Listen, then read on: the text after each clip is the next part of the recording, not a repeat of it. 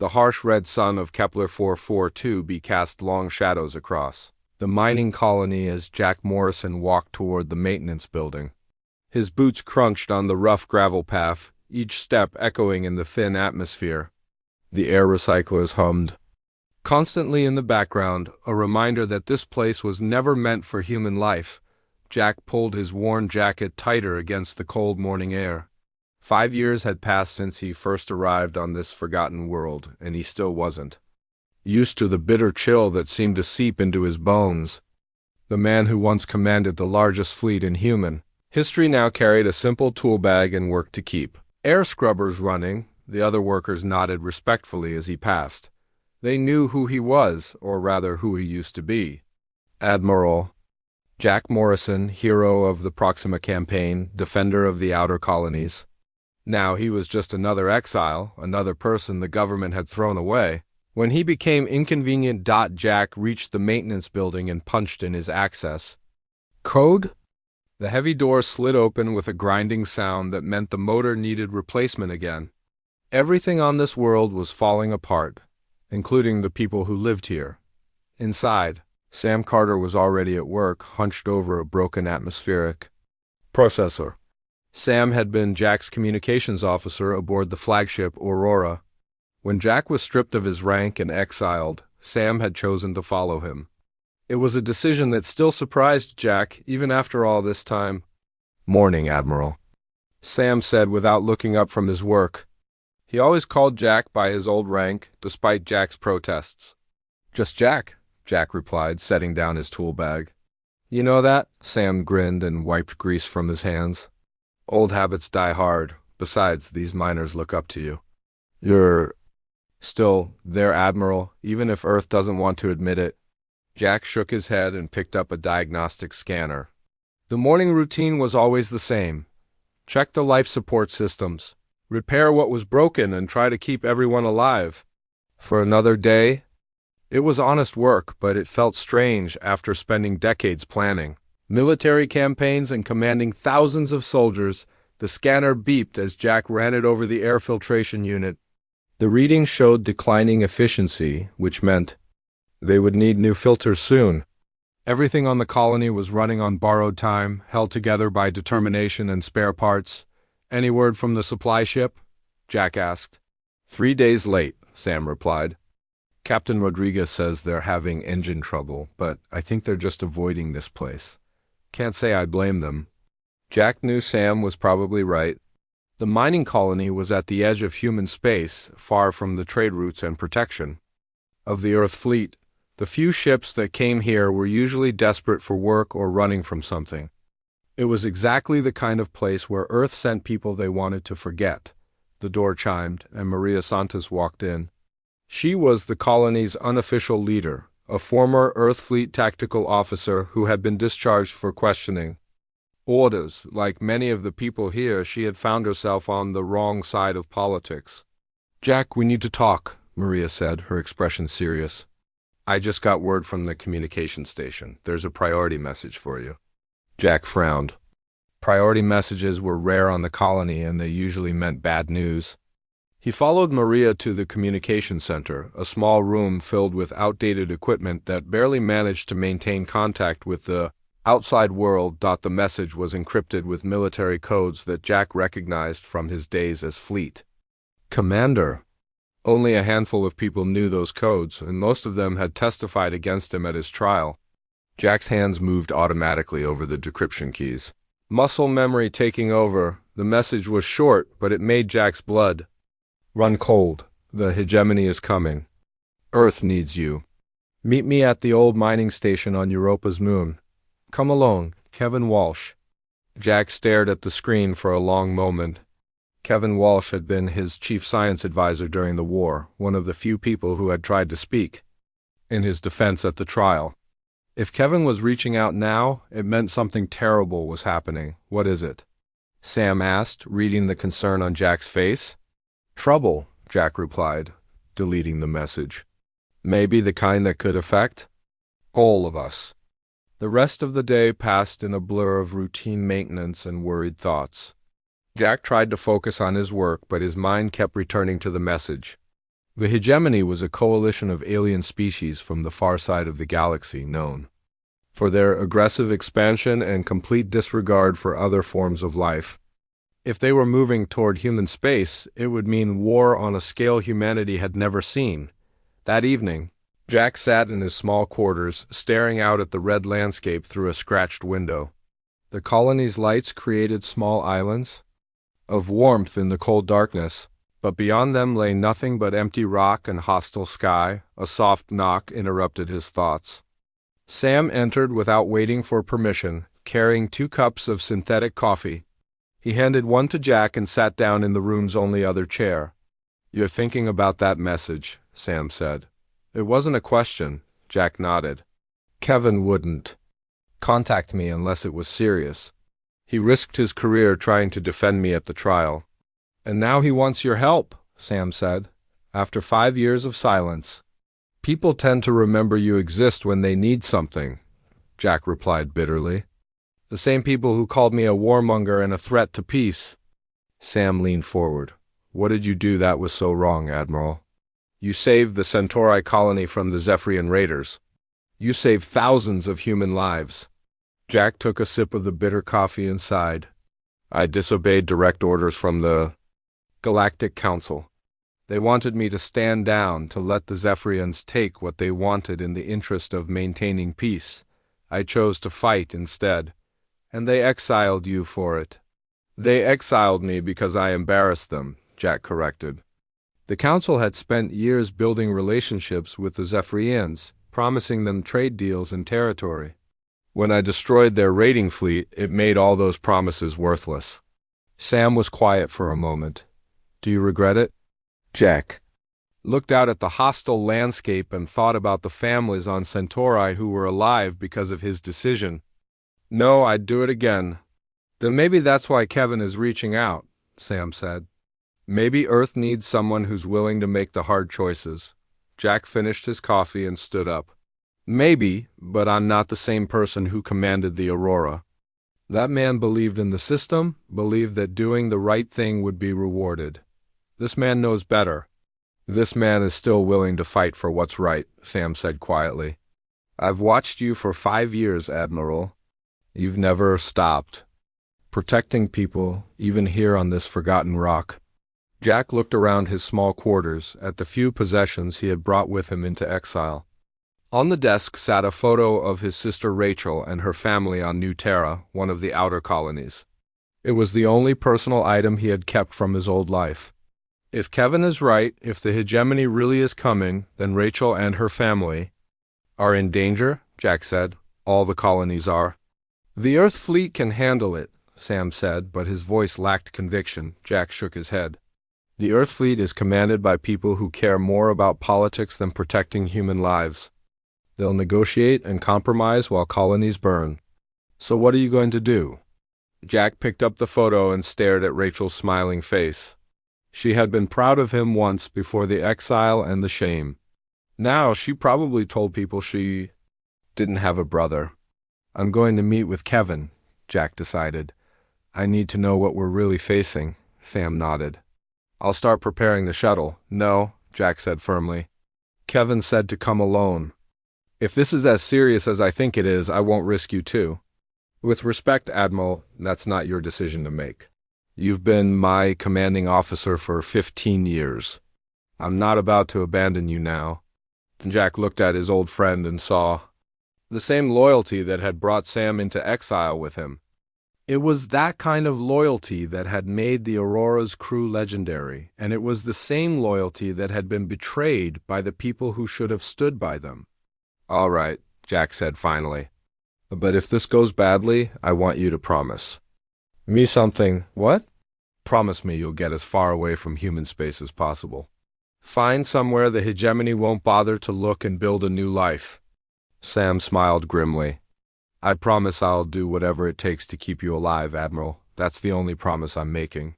Jack nodded, accepting that it was the best he could hope for. Outside, the red sun was setting, painting the sky in shades of blood and fire. Tomorrow, he would leave this place for the first time in 5 years. Tomorrow he would learn if the people who had betrayed him were finally ready to admit they needed him. The irony wasn't lost on him. The man they had called too dangerous to lead might be the only one who could save them all. The shuttle journey to Europa's moon took 3 days through the empty space between worlds. Jack sat in the pilot's seat, watching the stars drift past the small viewport. Sam worked quietly in the back, checking their equipment and monitoring communications. Neither man spoke much during the trip. Both knew this meeting could change everything. Europa's mining station had been abandoned for 2 years after the ore. Deposits ran dry. Now it served as a meeting point for smugglers and people who wanted to avoid official attention. The station's life support system still worked, but barely. It was the perfect place for a secret meeting. Jack docked their shuttle in the station's main bay and checked his suit's air supply. The station's atmosphere was thin and stale, but breathable. He made his way through the empty corridors, his footsteps echoing in the silence. Sam stayed with the shuttle as planned, ready to leave quickly if needed. The meeting room was in the station center, a small space that had once been used for shift briefings. Jack found Kevin Walsh waiting for him, sitting at a metal table covered with data tablets and printed reports. Kevin looked older than Jack remembered, his hair gray and his face lined with worry. "Jack?" Kevin stood and extended his hand. "Thank you for coming." Jack shook his old friend's hand and sat down across from him. "You said the hegemony is coming. How bad is it?" Kevin activated a holographic display above the table. Star charts appeared showing the galaxy's outer rim.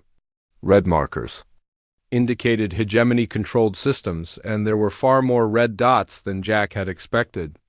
"Worse than anyone realizes," Kevin said. "The hegemony has conquered 47 star systems in the past 2 years.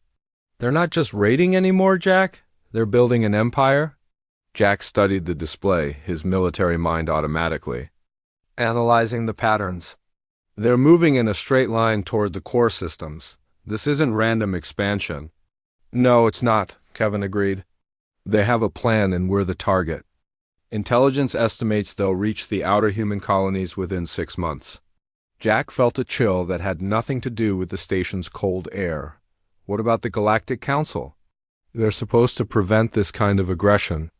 Kevin's expression darkened. "That's the worst part, Jack. The Council isn't just failing to stop them. They're helping them." The holographic display changed, showing intercepted communications between Council members and hegemony commanders. Jack read the messages with growing horror. The Council was providing the hegemony with detailed information about human defenses, fleet positions, and colony locations. "They're selling us out," Jack said quietly. "It gets worse," Kevin continued. "The same council members who voted to exile you are the ones passing information to the hegemony. They've been planning this for years." Jack leaned back in his chair, trying to process what he was hearing. The people who had destroyed his career for protecting human lives were now actively working to destroy humanity itself. "Why are you telling me this?" Jack asked. "I'm just an exile. I have no authority, no fleet, no resources." Kevin pulled up another display, this one showing tactical analysis of hegemony battle formations. "Because you're the only one who can stop them. Look at these attack patterns, Jack. Tell me what you see." Jack studied the data, his years of experience taking over. The hegemony used overwhelming force and superior technology, but their tactics were predictable. They relied on fear and intimidation rather than strategic thinking. "They're good at crushing weak opponents," Jack said finally. "But they've never faced real resistance. These formations have obvious weaknesses." "Exactly," Kevin said. "But the current Earth fleet leadership won't see those weaknesses. They're too focused on following regulations and maintaining political relationships." Jack thought about his former crew members, the people who had testified against him at his trial. Captain Lisa Morgan had been his tactical officer, brilliant but cautious. Commander Paul Stevens was an excellent administrator but had never been in real combat. Lieutenant Amy Rodriguez was skilled but inexperienced. "What about the fleet strength?" Jack asked. "How many ships do we have?" Kevin's expression grew even more grim. "That's another problem. The Council has been pressuring Earth to reduce military spending for years. They claimed it was necessary for maintaining peace with alien species. The fleet is half the size it was when you commanded it. And the ships we do have? Outdated. The hegemony has been upgrading their weapons and shields while we've been building diplomatic facilities and trade stations. Jack stood and walked to the small viewport, looking out at the stars. Somewhere out there, an alien fleet was preparing to destroy everything humanity had built. The people who should be defending human space were either incompetent or actively working for the enemy. There's something else, Kevin said quietly. The hegemony's first target isn't Earth, it's the outer colonies. They want to cut off our resources and support before attacking the core systems. Jack's blood ran cold. New Terra? It's on the list, Kevin confirmed. Your sister's colony will be one of the first to fall. Jack closed his eyes and thought about Rachel and her family. Her husband was a teacher, her children were still in school. They had no idea that death was heading toward them at faster than light. Speed, what do you want me to do? Jack asked, turning back to Kevin. Come back, Kevin said simply. Help us prepare for what's coming. The fleet needs someone who understands real warfare, not just parade formations and diplomatic missions. Jack shook his head. I'm a convicted war criminal, remember? The same people who exiled me are still in command. They won't listen to me. They'll have to listen, Kevin insisted. When the hegemony attacks start, when colonies begin falling, they'll realize they need you. By then, it might be too late. Kevin stood and walked over to Jack. Maybe, but I know you, Jack. You won't sit in exile while humanity burns. You've never been able to walk away from a fight when innocent people are in danger. Jack stared at his old friend, knowing he was right. 5 years of exile hadn't changed who he was deep down. He was still the man who had disobeyed orders to save the Centauri colony. He was still the man who put protecting human lives above his own career. Even if I wanted to help, Jack said, I have no ship, no crew, no resources. I'm one man on a mining colony. You have more than you think. Kevin replied, There are people throughout the fleet who remember you, who know what you really did at Centauri. They're waiting for someone to lead them. Kevin activated another display showing personnel files. Jack recognized many of the names and faces. Officers who had served under him, soldiers who had fought beside him, engineers who had kept his ships running. They were scattered throughout the fleet now, many of them stuck in low-ranking positions because they had been loyal to him. Maria Santos is on the mining colony with you, Kevin noted. She was one of the best tactical officers in the fleet before they discharged her. Tony Blake is working as a civilian mechanic on Titan Station. Carlos Mendez is running security for a shipping company. These people would follow you anywhere. Jack felt something stirring inside him, a feeling he hadn't experienced in 5 years. It was the same feeling he had gotten before major battles when everything depended on making the right decisions. What about intelligence? Jack asked. If I'm going to fight the hegemony, I need to know everything about their capabilities. Kevin smiled for the first time since Jack had arrived. I've been collecting data for 2 years. Fleet compositions, weapon specifications, tactical doctrine, supply lines, it's all here. He handed Jack a data storage device. Everything we know about the hegemony is on there. Study it carefully. You'll need every advantage you can get. Jack pocketed the device and looked at the star charts one more time. The red markers representing hegemony forces seemed to pulse with malevolent energy. Behind them, somewhere in the vast darkness, alien minds were planning the destruction of everything he had spent his life protecting. There's one more thing, Kevin said. The attack timeline has been moved up. Our sources inside the hegemony say they're planning to begin the offensive in 6 weeks, not 6 months. Jack felt the weight of responsibility settling on his shoulders like a familiar coat. 6 weeks to prepare for the largest military threat in human history. 6 weeks to convince people who hated him to trust him again. 6 weeks to save the species that had thrown him away. I'll need to get back to the colony, Jack said. I have preparations to make. Jack, Kevin said as they prepared to leave, I know what I'm asking of you. I know what you've been through. But humanity needs you now more than ever. Jack nodded. Grimly, I know. But this time, I'm not doing it for the politicians or the council or even for Earth. I'm doing it for the people who can't protect themselves. As they walked back through the empty corridors, Jack's mind was already working on the problem. He would need ships, weapons, and most importantly, people he could trust. The official fleet might reject him, but there were others who would remember. What he had done for humanity, the ride back to the mining colony seemed shorter than the journey out. Jack spent the time reviewing Kevin's intelligence files, memorizing fleet positions and tactical assessments. Sam piloted the shuttle while Jack planned their next moves, so we're going back to war. Sam asked as they approached the colony. Jack spent the first night after returning from Europa's moon staring at the intelligence files Kevin had given him.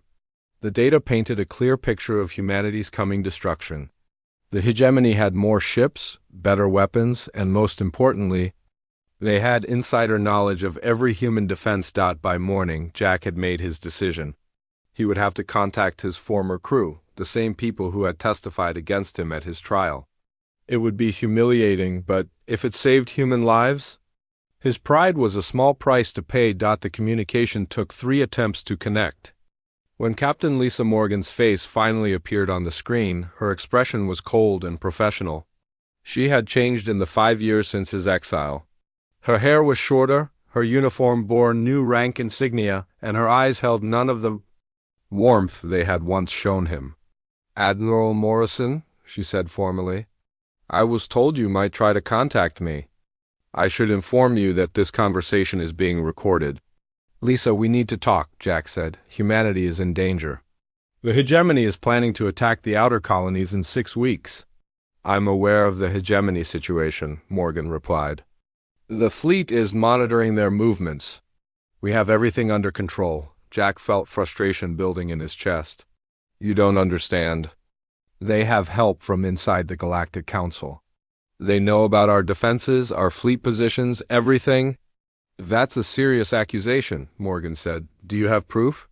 Jack started to mention Kevin's intelligence, then stopped. If Morgan was recording this conversation, anything he said could be used against Kevin later. I have sources. People who have seen the communications. Unnamed sources making wild claims, Morgan said dismissively. Jack, I know you've been isolated for 5 years, but you can't just contact active fleet officers with conspiracy theories. This isn't a theory, Jack said, his voice rising. I've seen the tactical analysis. I know how the hegemony fights. Your current defensive positions are exactly wrong for their attack patterns, Morgan's expression hardened.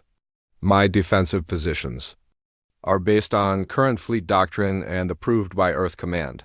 I don't need tactical advice from a disgraced exile. The words hit Jack like a physical blow. He had known this conversation would be difficult, but hearing Lisa speak to him like a stranger was worse than he had expected. Lisa, Jack said quietly, remember the Proxima campaign? Remember how we worked together to save those colonies? I'm trying to save colonies again. For a moment, Morgan's professional mask slipped, and Jack saw something that might have been regret in her eyes. But it was gone quickly, replaced by cold duty. The Proxima campaign was a long time ago. She sighed. Things have changed. You have no authority here, Jack. Stay on your mining colony and let us handle this. The connection ended, leaving Jack staring at a blank screen. Sam had been listening from across the room, and he walked over to put a hand on Jack's shoulder. That went about as well as expected, Sam said. She's going to get people killed, Jack replied. They all are. They're so focused on following procedures that they can't see the real threat. So what do we do now? Jack stood and walked to the window, looking out at the mining colony's busy streets. The people here trusted him, respected him. They had seen what he could do when he was given the chance to protect them. We do what we always do, Jack said. We protect people, even if we have to do it alone. Over the next week, Jack began quietly reaching out to old contacts. He used encrypted channels and coded messages, careful not to attract official attention. The responses were mixed. Some people were happy to hear from him. Others were afraid of being associated with an exile. Maria Santos was his first recruit. She had been expecting his call ever since Kevin Walsh's visit became known around the colony. When Jack explained the situation, she didn't hesitate. "I've been watching the news feeds," she said. "The hegemony is getting closer to human space every day. If the official fleet won't listen to you, then we'll have to show them what they're missing." Tony Blake was harder to convince. The former engineer was making good money as a civilian mechanic on Titan Station, and he had a family to think about. But when Jack mentioned that the hegemony's first targets would include civilian stations, Tony's attitude changed. "My wife and kids are here," Tony said over the encrypted channel. "If you really think the station is in danger, then I'll help, but I'm not leaving my family behind." "Bring them," Jack said. "We'll need safe places for civilians anyway." Carlos Mendez was running security for a shipping company, but he dropped everything when Jack contacted him. Carlos had served under Jack during the bloodiest battles of the Proxima campaign, and his loyalty had never wavered. "Just tell me where and when, Admiral," Carlos said. "I've got some equipment the company won't miss, and I know a few other people who might want to help." Within 2 weeks, Jack had assembled a small team of 20 people. They were outcasts and misfits, people who had been pushed aside by the official fleet. But they were also experienced, skilled, and most importantly, they believed in Jack's leadership. The hardest part was finding a ship. Military vessels were too well guarded, and civilian ships weren't built for combat. Jack's solution came from an unexpected source, a scrap dealer named Pete Johnson, who owed him a favor from the early days of his exile. "I got something that might work," Pete said, leading Jack through a maze of broken starships. "Old destroyer, decommissioned about 3 years ago. The UES Defiant. She's not pretty, but the hull is sound and most of the systems still work." The Defiant was indeed not pretty. Her hull was scarred and dented, her paint was faded, and several of her weapon mounts were empty. But Jack could see the potential beneath the neglect. She was a Aurora-class destroyer, the same type of ship he had commanded during the war. "How much?" Jack asked. "For you? Nothing," Pete said. "But I want your word that you'll use her to protect people." "I got grandkids on the outer colonies," Jack shook the old man's hand. "You have my word." The next 3 weeks were a blur of activity. Jack's team worked around the clock to restore the Defiant to fighting condition. Tony Blake proved invaluable, his engineering skills bringing dead systems back to life. Maria Santos coordinated the tactical upgrades. While Carlos Mendez handled security and weapons training, the most important work happened in secret. Jack had obtained detailed intelligence about hegemony scout fleets from Kevin's files. He knew their patrol routes, their ship types, and their standard operating procedures. If he could hit one of these scout groups, he could prove that the hegemony was vulnerable. "This is insane," Sam said as they reviewed the attack plan.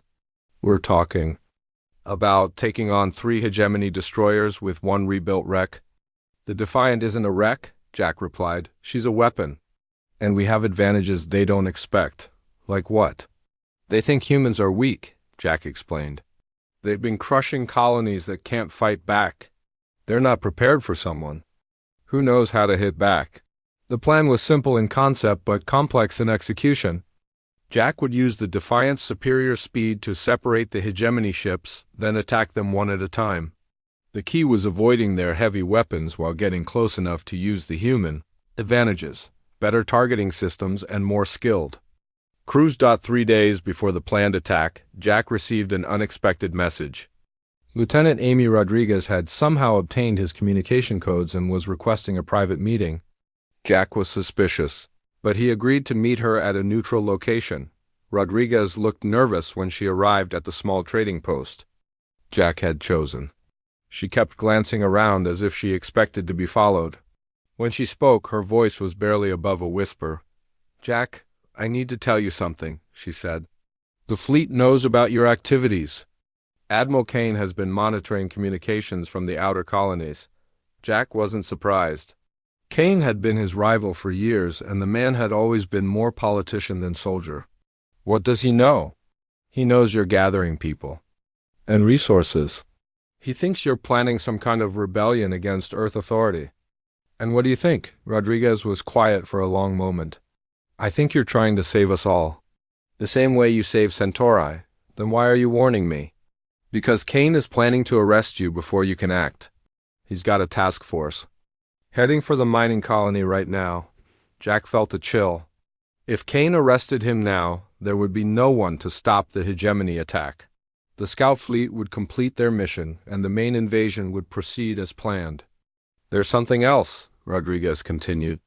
I've been watching the fleet dispositions. Our ships are positioned exactly where the hegemony would want them.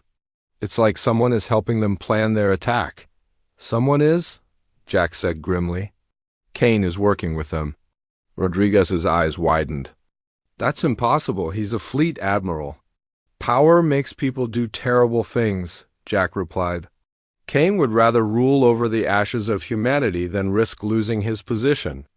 Jack stood to leave, his mind already working on the problem. Kane's task force would reach the mining colony in 2 days.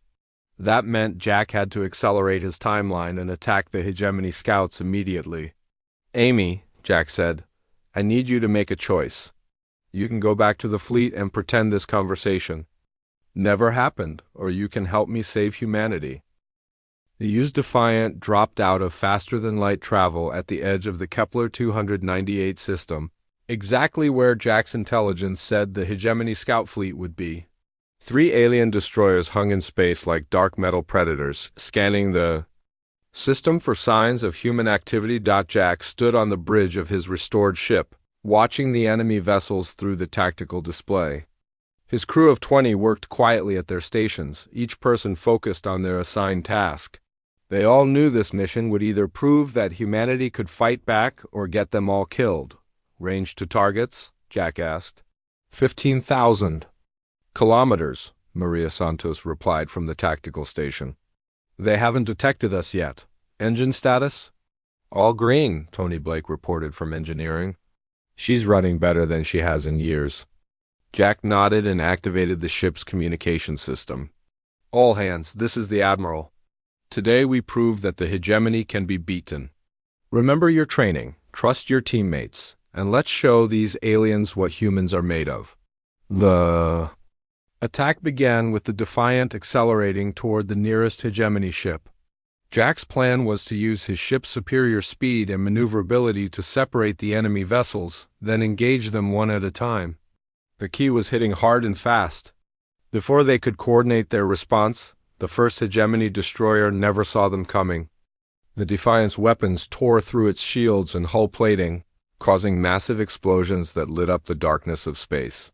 The alien ship tried to turn and fight back, but Jack was already moving toward the second target. Direct hit on the lead ship, Carlos Mendez reported from weapons control. She's venting atmosphere. Second target is turning to engage, Maria added. Third target is moving to support, Jack smiled grimly. The hegemony ships were reacting exactly as his intelligence had predicted. They were powerful but predictable. Relying on overwhelming force rather than tactical flexibility, the battle lasted 20 minutes. When it was over, all 3 hegemony destroyers were either destroyed or disabled. The Defiant had taken some damage but was still fully operational. More importantly, Jack's crew had captured vital intelligence from the disabled alien ship. What are you finding? Jack asked as his team analyzed the captured data. Fleet positions, attack plans, communication codes, Sam Carter replied, his eyes wide with amazement. Jack, this is everything. We know exactly when and where they're planning. To attack, the intelligence was even more valuable than Jack had hoped. The hegemony's main fleet was larger than anyone had imagined, but it was also vulnerable. Their supply lines were stretched thin, their commanders were overconfident, and most importantly, they had no backup plan if their initial assault failed. But the most shocking discovery came when Jack's team decoded the captured communications. The messages revealed the full extent of the conspiracy within human leadership. Admiral Kane wasn't just failing to prepare for the attack. He was actively helping the hegemony plan it.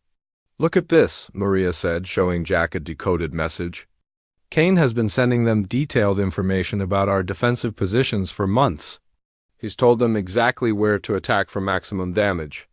Jack read the message with growing anger. Kane had sold out entire colonies, betraying millions of human lives for the promise of power under hegemony rule. The man who had replaced Jack as fleet commander was planning to hand humanity over to its enemies. "There's more," Sam added. "Kane has been systematically removing officers who might oppose him. Anyone who questions his orders gets transferred to remote posts or forced into early retirement." Jack thought about Captain Morgan and Commander Stevens, his former subordinates who had testified against him. He had assumed they were simply following orders or advancing their careers. Now he realized they might have been manipulated by Kane's network. "We need to warn Earth Command," Jack said. "Someone has to know what Kane is planning." "I tried," Amy Rodriguez's voice came over the communication system. She had managed to delay Kane's task force as promised, but her position was becoming dangerous. "No one will listen to accusations against a fleet admiral without proof." "We have proof," Jack replied. "We have the hegemony communications." "And how do we explain how you got them?" Rodriguez asked. "You're not supposed to be engaging alien ships. Officially, you're still in exile." Jack realized she was right. His victory over the scout fleet would be seen as another act of insubordination, not as evidence of Kane's betrayal. The same political system that had exiled him would protect Kane until it was too late. The situation became worse when news of Jack's attack reached human space. Instead of being celebrated as a victory, it was condemned as an act of aggression that could provoke the hegemony into attacking sooner. Kane used the incident to justify increased security measures and began arresting anyone suspected of supporting. "Jack, they're calling you a rogue admiral," Rodriguez reported during a secure communication. "Kane says you've gone completely insane and that your attack will bring the hegemony down on all of us." "And people believe him?" "Some do. Others are starting to ask questions, but Kane is moving fast. He's consolidated power and positioned his loyal officers in key positions throughout the fleet." Jack felt the familiar frustration of fighting an enemy who had turned his own people against him. The hegemony was dangerous, but they were honest about their intentions. Kane was worse because he hid his betrayal behind patriotic speeches and official authority. The crisis came to a head 2 weeks later when the hegemony's main fleet arrived at the edge of human space. Their ships were massive, dark vessels that seemed to absorb light itself. Intelligence estimates put their numbers at over 300 warships, more than twice the size of the entire Earth fleet. Jack watched the initial engagement from the Defiant's position in a nearby asteroid field. Kane's fleet was positioned exactly where the captured intelligence said the hegemony expected them to be. The human ships were trapped in a defensive formation that made them easy targets for the alien weapons. The battle was a massacre. Captain Morgan's flagship, the new Aurora, was destroyed in the first wave of attacks. Commander Stevens tried to break out of the formation but was overwhelmed by 3 hegemony heavy cruisers. Ship after ship disappeared in brilliant explosions as Kane's carefully planned betrayal unfolded. "Why isn't Kane's ship engaging?" Maria asked, watching the tactical display. "The Sentinel is just sitting there while the rest of the fleet gets slaughtered." Jack had been wondering the same thing. Kane's flagship was hanging back from the battle, seemingly avoiding combat. Then Jack saw the signal patterns and understood what was happening. "He's coordinating with them," Jack said quietly. "Kane is directing the hegemony attacks against his own ships." As if to confirm Jack's words, the Sentinel began moving away from the battle zone. Several hegemony ships that had been moving to attack it suddenly changed course, leaving Kane's flagship untouched. The message was clear. Kane had made his deal with the enemy. "Admiral," Sam said urgently, "we're receiving a transmission from Lieutenant Rodriguez. Her ship is disabled and under attack." Rodriguez's face appeared on the screen, her uniform torn and her bridge filled with smoke. "Jack, you have to stop Kane. He's opened a direct channel to the hegemony command ship. He's giving them targeting data for the remaining human vessels." "Where are you?" Jack asked. Dead in space about 10 kilometers from your position. Maine. Power is down and life support is failing. Jack made his decision instantly. Prepare for rescue operations. We're going to get Rodriguez and as many survivors as we can. Admiral, Maria said, if we break cover now, the hegemony will detect us. We'll be outnumbered 100 to 1. Then we better make sure we're too fast to catch, Jack replied. Tony, give me everything the engines have. Carlos, prepare all weapons. We're going to show these aliens that humanity doesn't surrender easily. The Defiant burst from the asteroid field like an avenging angel, its weapons blazing as it raced toward Rodriguez's disabled ship. Hegemony vessels turned to intercept, but Jack's ship was already moving too fast for their targeting systems to track effectively. Picking up survivors? Sam reported as the Defiant's rescue shuttles launched. Rodriguez and 15 crew members are aboard? Good, Jack said. Now let's see how many hegemony ships we can take with us. The Defiant twisted and turned through the enemy formation, its weapons striking at vital targets while avoiding the heavy return fire. Jack's tactical genius was on full display as he used every trick he had learned in decades of warfare, but even Jack's skills couldn't overcome impossible odds. The Defiant was fast and well-armed, but she was still just one ship against an entire fleet. Slowly but surely, the hegemony ships were surrounding them. Hull breach on deck 7, Tony reported. Shields down to 30%. Multiple enemy ships converging on our position, Maria added. We're running out of room to maneuver. Jack looked at the tactical display and saw what his crew already knew. They had fought brilliantly, but the mathematics of war were against them. The Defiant couldn't escape, and reinforcements weren't coming. All hands, Jack announced over the ship's communication system, prepare for ramming speed. If we're going down, we're taking as many of them with us as possible. But before the Defiant could begin its final attack run, something unexpected happened. The space around Earth became a swirling battlefield as hundreds of civilian ships joined Jack's desperate fight against the hegemony fleet. Mining vessels fired industrial lasers at alien warships while cargo haulers used their massive bulk to ram enemy destroyers. It was chaos, but it was human chaos, and that made all the difference. Jack stood on the bridge of the Defiant, coordinating the makeshift fleet through pure force of will and tactical genius.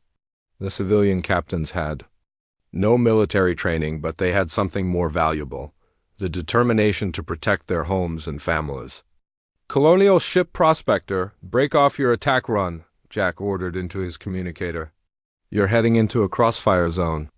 Copy that, Admiral, came the reply from a gruff mining captain. These aliens picked the wrong species to mess with. Amy Rodriguez had taken over the tactical station after being rescued from her disabled ship. She worked frantically to coordinate targeting data between the various civilian vessels and the few remaining military ships that had survived Kane's betrayal. Jack, look at this, she said, pointing to her display.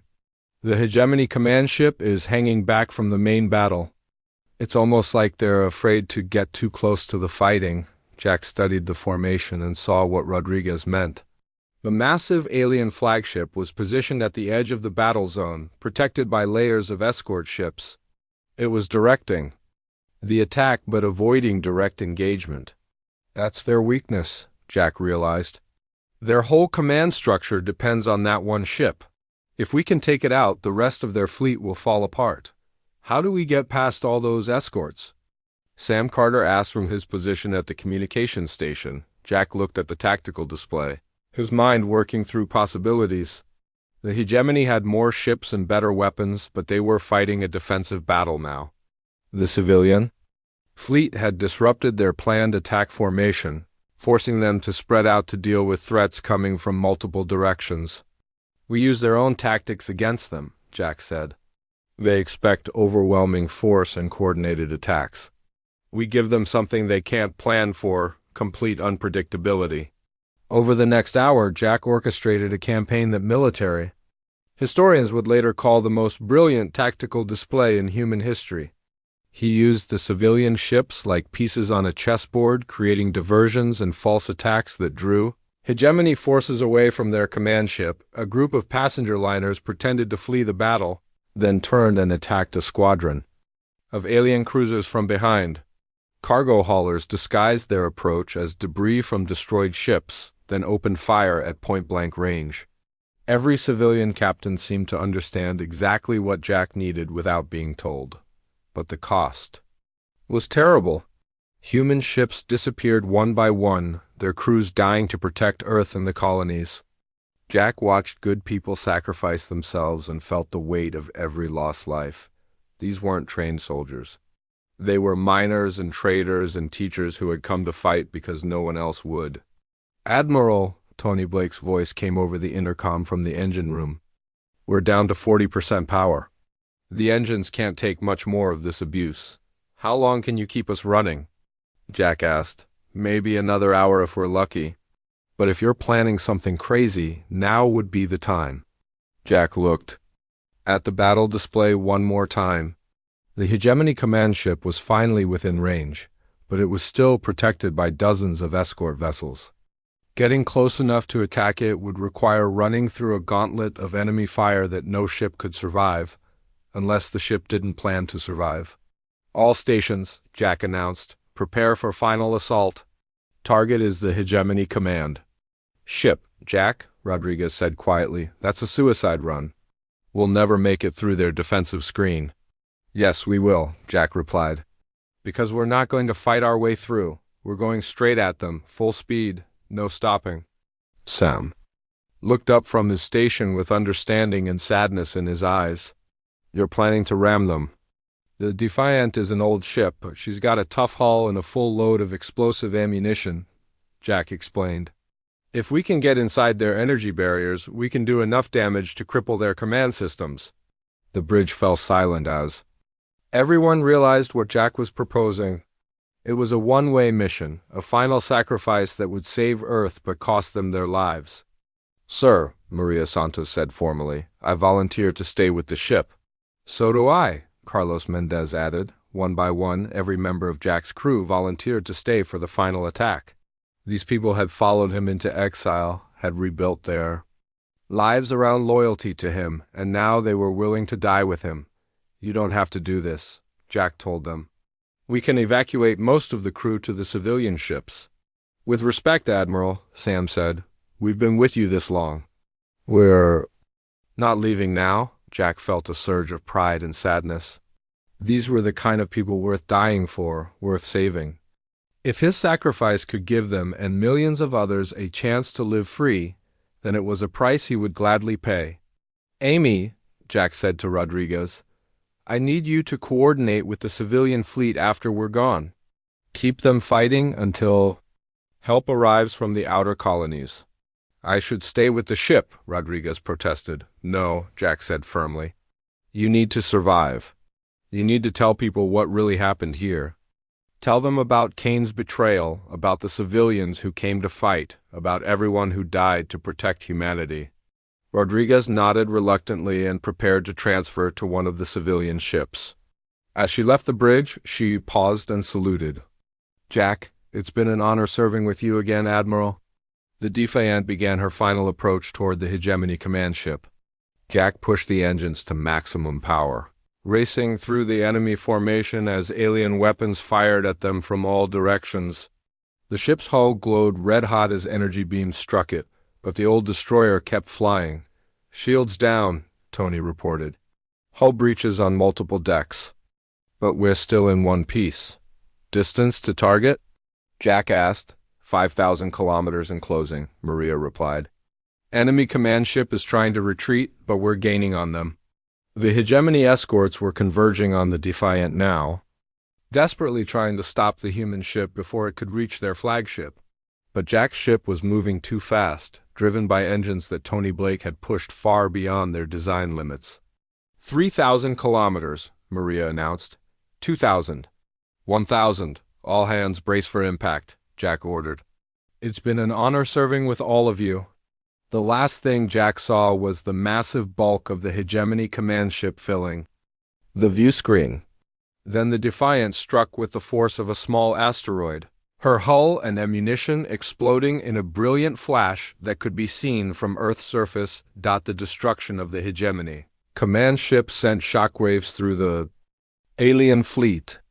Without central coordination, their ships began falling back, confused and leaderless. The civilian vessels pressed their attack, driving the remaining hegemony forces away from Earth. Admiral Kane tried to flee in his flagship when he realized the battle was lost, but the colonial ships surrounded him.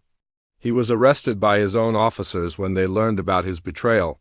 Spending his final days in a military prison awaiting execution for treason, the victory came at a terrible cost. Hundreds of civilian ships had been destroyed, and thousands of people had died.